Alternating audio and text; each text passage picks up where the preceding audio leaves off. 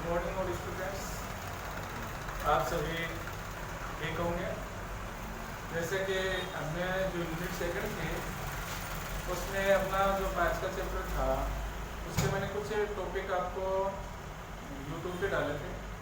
अब नेक्स्ट जो टॉपिक है वो अपना देखना यहाँ पर बता रहा हूँ। जैसे जो हमने पढ़े थे उसमें पहला टॉपिक तो ये पढ़ा था हमने जल के बारे में। सेकंड टॉपिक हमने कौन सा पढ़ा था? विसरण। फिर हमने पढ़ा था विसरण दाब। फिर नेक्स्ट टॉपिक हमने पढ़ा था विसरण को प्रभावित करने वाले कारक। यहाँ तक हमने पिछले वीडियो में पढ़ा था। जैसे जल 5 मूलभूत तत्व होते हैं, उनमें से सर्वश्रेष्ठ क्या था? जल था। इसकी हमने कुछ विशेषताएं पढ़ी थी। इसी प्रकार अपना सेकेंड टॉपिक था विसरण था। तो विसरण की डेफिनेशन हमने बताई थी, पदार्थ के अणुओं का उनकी अधिक सांद्रता से कम सांद्रता की ओर गमन करना, इसको इंगित करता है विसरण को। इसका बेस्ट एग्जांपल आपको दिया था, अगर बत्ती का ये हमने इससे पढ़ा। फिर नेक्स्ट वीडियो अपना कौन सा है? विसरण दाब। तो विसरण दाब क्या है? इसके डेफिनेशन हम ये लिखे हैं, विसरित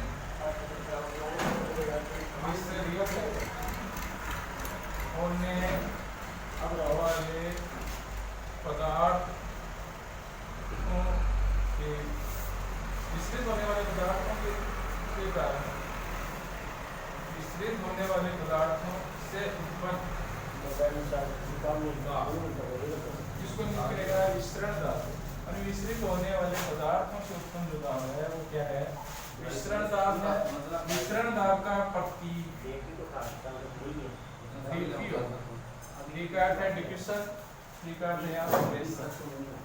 नेक्स्ट बिंदु क्या था हमारा? विसरण को प्रभावित करने वाले कारक। विसरण को प्रभावित करने वाले कारक कौन से हैं?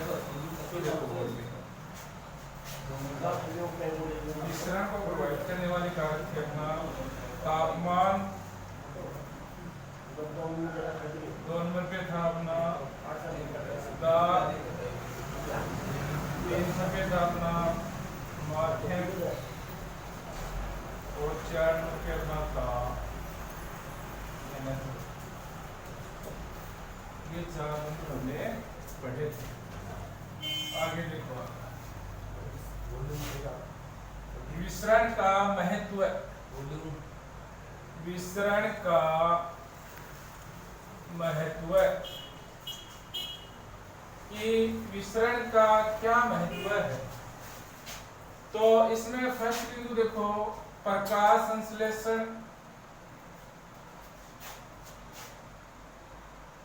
व श्वसन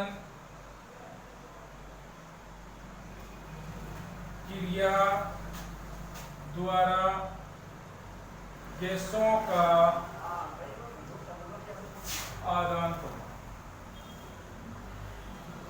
यानी प्रकाश संश्लेषण और श्वसन जैसी क्रियाएं हैं, उनमें गैसों का जो विनिमय या आदान प्रदान है वो किसके द्वारा होगा?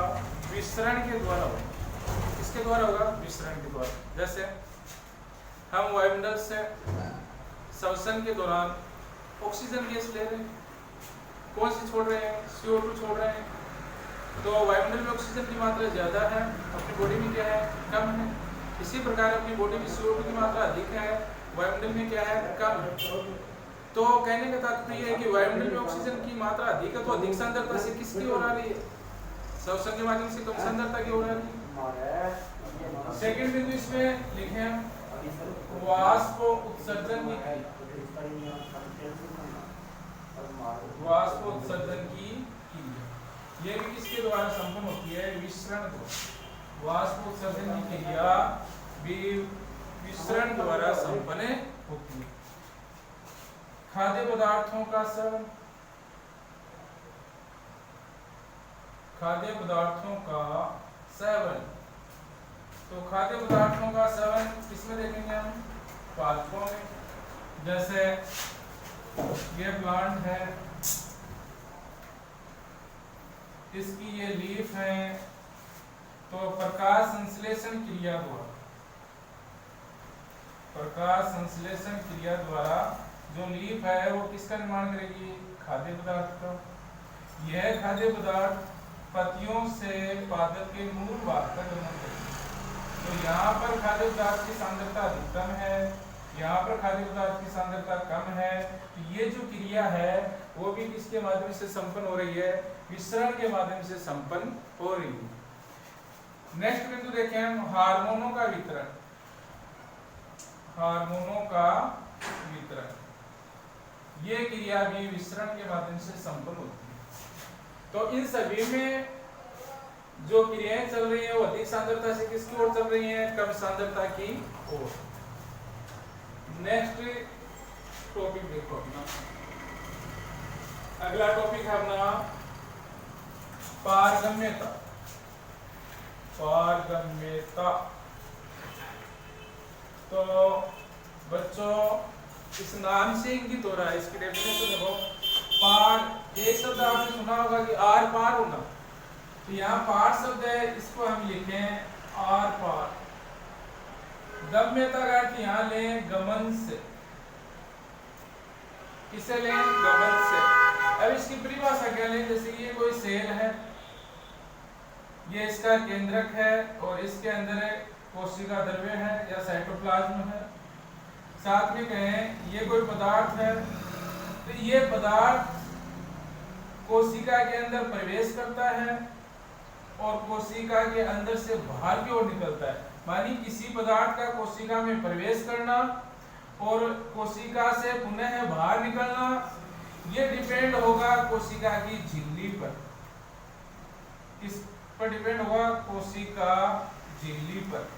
तो यहाँ कोशिका झिल्ली है, वो एक माध्यम का कार्य कर रही है। किसका कार्य कर रही है? माध्यम का। जैसे कोई भी पदार्थ वो कोशिका में प्रवेश करेगा तो किसके माध्यम से गमन करेगा? कोशिका झिल्ली के माध्यम से। इसी प्रकार कोशिका के अंदर जो पदार्थ है वो वापस बाहर की तरफ आएंगे तो भी किसके माध्यम से आएंगे? कोशिका झिल्ली के माध्यम से। तो पारगम्यता का अर्थ है यहाँ आर पार होना और गम्यता का अर्थ क्या लें हम? गमन। तो किसी कोशिका में, ये कहें किसी पदार्थ का कोशिका में प्रवेश करना या कोशिका से बाहर निकलना, ये क्रिया है वो किस पर डिपेंड रहेगी? कोशिका झिल्ली पर, क्योंकि कोशिका झिल्ली यहाँ माध्यम का कार्य करती है। पारगम्यता के अकॉर्डिंग एक बिंदु पढ़ें, पारगम्य। पारगम्य किसके अकॉर्डिंग पढ़ रहे हैं हम? पारगम्यता के। तो ये पारगम्य पढ़ने से पहले आपको विलयन का पता होना चाहिए। तो विलयन है वो किससे मिलकर बना है? विलायक प्लस विलय। विलयन है वो किससे मिलकर बना है? विलायक प्लस विलय। विलायक एक सार्वत्रिक घुलनशील, विलय एक सार्वत्रिक पदार्थ है जो विलय को अपने आप में घोलने का क्या करता है? कार्य। जैसे जल लें हम, और जल के अंदर विलय, जल के अंदर क्या घुलनशील करें? चीनी। तो यहाँ चीनी तो विलय है और विलय क्या है? यहाँ जल है। तो पारगम्य में देखो इसकी डेफिनेशन क्या होगी? वह परत, जैसे ये परत का नाम लें या झिल्ली का, मानी कोई भी जीव है उसकी झिल्ली ले लें, कोशिका झिल्ली। तो ऐसी परत जो विलायक और विलय दोनों के अणुओं के लिए पारण का कार्य करती है। किसका कार्य करती है? पारण का। दोबारा देखना, पारगम्य की परिभाषा क्या बताएंगे हम? कि ऐसी परत जो विलय के अणुओं के लिए और विलय के अणुओं के लिए, दोनों के लिए पारण का कार्य करती है, उसे हम क्या कहेंगे? पारगम्य। और ऐसी इसका जो पारगम्य का एग्जाम्पल होगा वो होगा कोशिका भित्ति। कोशिका भित्ति। अब कोशिका भित्ति है जिसे आप बोलते हो सेल वॉल, ये किस में पाई जाती है? पादपों में। जैसे ये जंतु कोशिका है और ये पादप कोशिका है। तो जंतु कोशिका में केवल कोशिका झिल्ली पाई जाती है, पादप कोशिका में कोशिका झिल्ली के बाहर की तरफ कोशिका भित्ति पाई जाती है, जो किसकी बनी होती है? पेक्टिन व सेल्यूलोज की, पेक्टिन व सेल्यूलोज की बनी होती है। तो ये कहे हम कोशिका भित्ति किसमें पाई जाती है? पादपों में, और केवल जंतु कोशिका में कोशिका झिल्ली पाई जाती है। तो इस बार बोर्ड एग्जाम में क्वेश्चन क्या है कि पार्गम में क्या है, तो आपको पता होना चाहिए। ऐसी परत या ऐसी झिल्ली जो विलायक और विलय दोनों के अणुओं के लिए इसका कार्य है पारण का, उसे हम क्या कहेंगे? पारगम्य। और इसका एग्जाम्पल क्या है? कोशिका भित्ति। कोशिका भित्ति किसमें पाई जाती है? पादपों में, और ये किसकी बनी होती है? पेक्टिन और सेल्यूलोज की। नेक्स्ट बिंदु देखो, पारगम्य के अपोजिट। तो पारगम्य के अपोजिट नाम आता है, उसे बोलते हैं अपारगम्य। अपारगम्य। तो अपारगम्य का देखो ए लगे हैं, इसका अर्थ है ये पारण का कार्य नहीं करेगी। तो ऐसी परत जो विलय के अणुओं के लिए और विलय के अणुओं के लिए, दोनों के लिए पारण का कार्य नहीं करती है। मानिए ऐसी झिल्ली जिसमें से विलय के अणु और विलय के अणु दोनों नहीं गुजर पाते हैं, उसे क्या कहेंगे हम? अपारगम्य। अपारगम्य का एग्जाम्पल देखें तो जैसे क्यूटिकल। क्यूटिकल को हिंदी में क्या कहते हैं? उपत्वचा। उपत्वचा कि कोई भी पादप है उसकी त्वचा, जैसे एक एग्जाम्पल है आग, अपनी भाषा में इसे क्या बोलते हैं? आंकड़ा। तो आपने देखा होगा मरुस्थलीय पादप है आग, और अत्यधिक गर्मी होते हुए भी, पानी ना मिलने की बजाय भी ये हरा भरा रहता है। इसका कारण क्या है? कि आग की लीफ पर उपत्वचा के रूप में, मानी कहें त्वचा के ऊपर एक मोम सदृश संरचना पाई जाती है, जिसे हम क्यूटिकल कहते हैं, जो जल के प्रति अपारगम्य होती है। तो यहाँ अपारगम्य का अर्थ यही है, ऐसी परत जो विलय के अणु और विलय के अणु दोनों के लिए पारण का कार्य नहीं करती है, उसे हम अपारगम्य कहते हैं। इसका एग्जाम्पल क्या है? क्यूटिकल। क्यूटिकल को हिंदी में क्या कहेंगे? उपत्वचा। और एक एग्जाम्पल अपना कोर्स, इसकी ये 2 एग्जाम्पल है। नेक्स्ट बिंदु देखो, इसमें अगला बिंदु है चयनात्मक पारगम्य या विभेदात्मक पारगम्य। इसकी परिभाषा क्या होगी? ऐसी झिल्ली जो विलायक अणुओं के लिए अधिक पारगम्यता दर्शाती है। ऐसी झिल्ली जो विलायक, कौन से अणुओं के लिए? विलायक अणुओं के लिए अधिक पारगम्य होती है, लेकिन विलय अणुओं के लिए कम पारगम्य होती है। ऐसी झिल्ली या ऐसी परत जो विलायक अणुओं के लिए अधिक पारगम्य लेकिन विलय अणुओं के लिए कम पारगम्य होती है, उसे हम क्या कहेंगे? चयनात्मक पारगम्य या विभेदात्मक पारगम्य कहते हैं। जैसे इसका एग्जाम्पल है प्लाज्मा झिल्ली। एक एग्जाम्पल हो रहा है टोनोप्लास्ट। ये इसके एग्जाम्पल है। तो चयनात्मक पारगम्य में दोबारा देखना आप, ऐसी परत या झिल्ली जो विलायक अणुओं के लिए अधिक पारगम्य हो लेकिन विलय अणुओं के लिए कम पारगम्य हो, उसे हम क्या कहेंगे? चयनात्मक पारगम्य। इसका एग्जाम्पल क्या है? प्लाज्मा झिल्ली। और नेक्स्ट एग्जाम्पल क्या है इसका? टोनोप्लास्ट। 4 नंबर पे देखो अपना कौन सा बिंदु है? 4 नंबर पे है अर्ध पारगम्य। अर्ध पारगम्य। तो इसमें देखो कुछ परिस्थितियों में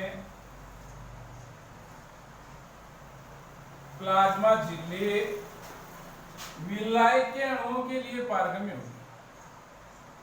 विलायक के अणुओं के लिए पारगम्य होगी लेकिन विलय के अणुओं के लिए पारगम्य नहीं होगी। कि कुछ परिस्थितियों में कोशिका झिल्ली है वो विलायक अणुओं के लिए तो पारगम्य होगी लेकिन विलय अणुओं के लिए पारगम्य नहीं होगी, उसे हम क्या कहेंगे? अर्ध पारगम्य। इसका एग्जाम्पल भी प्लाज्मा झिल्ली।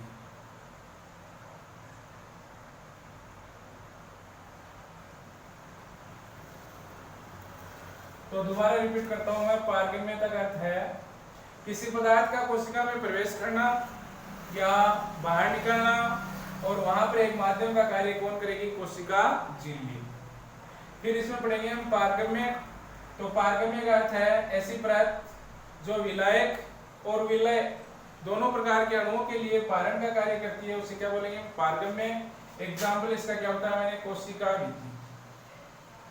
कोशिका भित्ति। फिर बताया आपको मैंने अपारगम्य। तो ऐसी परत जो विलायक और विलय दोनों अणुओं के लिए पारगम्यता नहीं दर्शाती है, उसे हम क्या कहेंगे? अपारगम्य।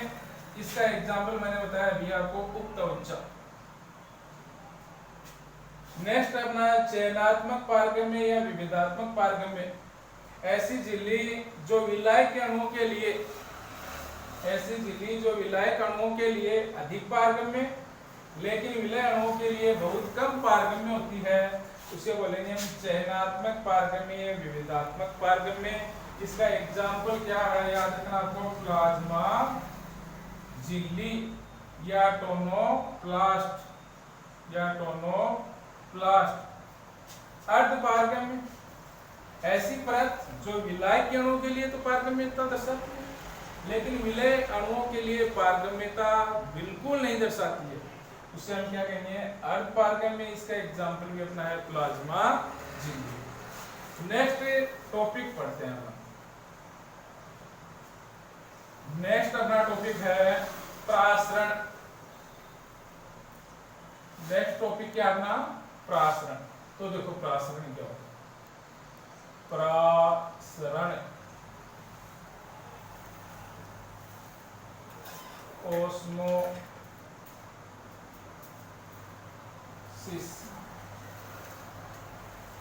प्रासरण ओस्मोसिस। तो इसकी एक छोटी सी डेफिनेशन दें हम। अर्ध पारगम्य झिल्ली से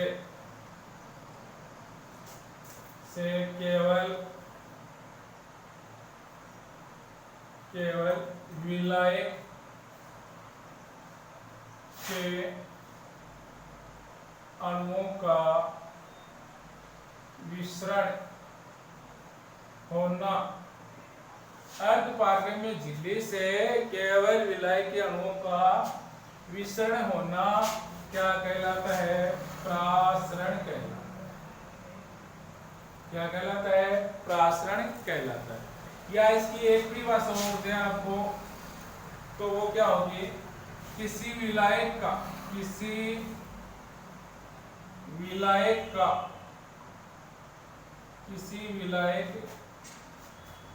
के अणुओं का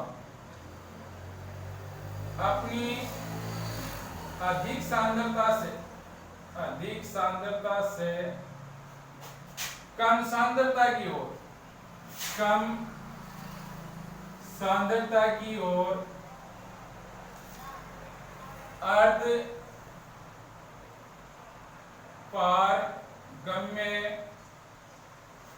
झिल्ली से गुजरना क्या कहलाता है? प्रासरण कहलाता है।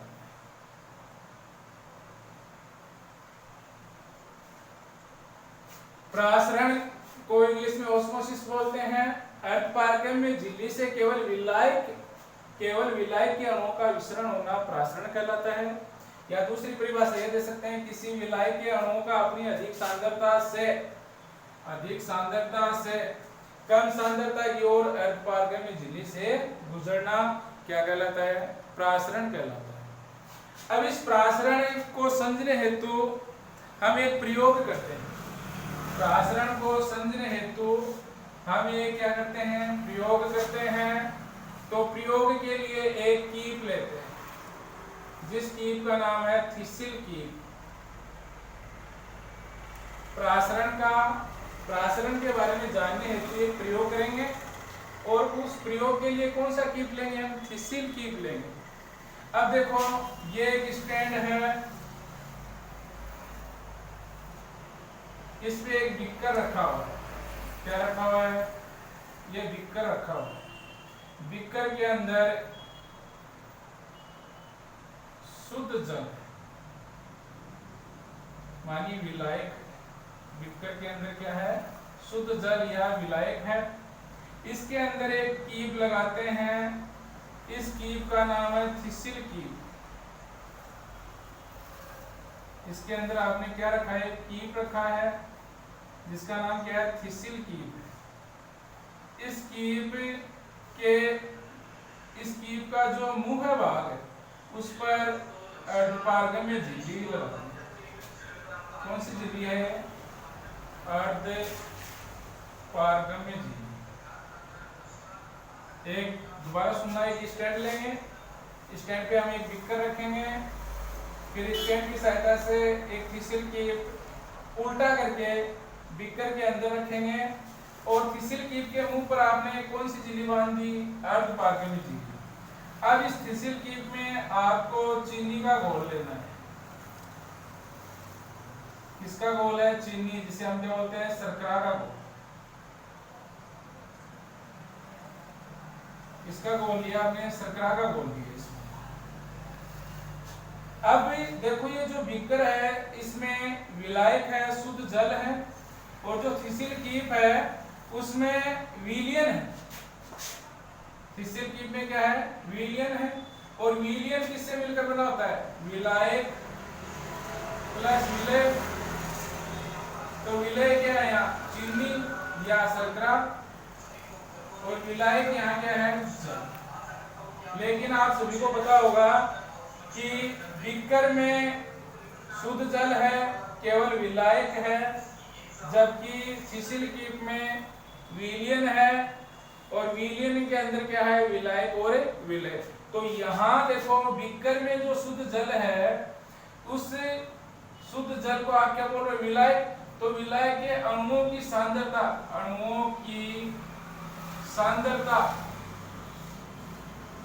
विलायक के अणुओं की सांद्रता बीकर में अधिक है। बीकर में क्या है? अधिक है। तो यहाँ बीकर में अधिक है, तो ये विलायक के अणु किस ओर गमन करेंगे? जो थिसिल कीप है उनकी ओर। ये बताए हम, विलायक के अणु अपनी अधिक सांद्रता से कम सांद्रता की ओर किसके माध्यम से गुजर रहे हैं? देखो, ये अर्ध पारगम्य झिल्ली के माध्यम से गमन कर रहे हैं। तो यहाँ कुछ समय बाद देखेंगे तो प्रारंभिक जल स्तर तो यह है, कुछ समय बाद में देखेंगे तो विलियन की सांद्रता यहाँ बढ़ जाएगी। तो इस प्रयोग से सिद्ध होता है कि प्रासरण की क्रिया में सदैव विसरण है, वो अर्धपारगम्य झिल्ली के माध्यम से गमन करता है।